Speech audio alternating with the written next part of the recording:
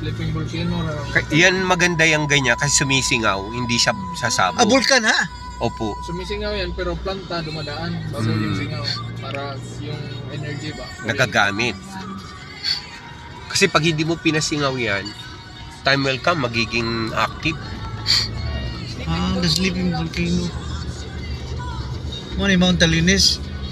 Mount Talines. Hindi malagi Talines.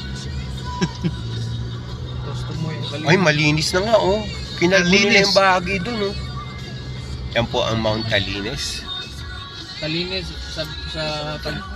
Talines sa Tagalog is yung ano ba? Sharp.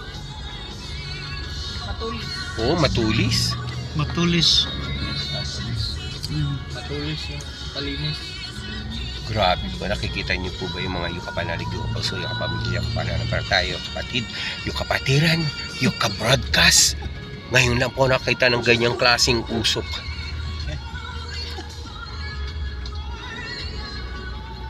Ito, libre itong mga kuryente dito. Ay, oo. Basta below 500, libre. Libre. Ah, kailangan. Pero pag above, merong less. Mayroon na. Less, Hmm. less pa rin. Less 500. Kita niyo Minsan, po. magbabayad ka, may sukli oh. Sobra.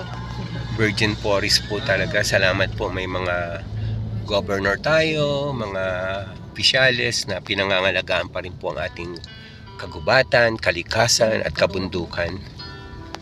So, ayan po, mayroong mga hot spring sa ibaba po. Resort yan, ano?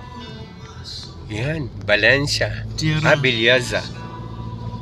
Kung si Aposo siguro nag-drive nito, parang naiwan na natin si Aposo.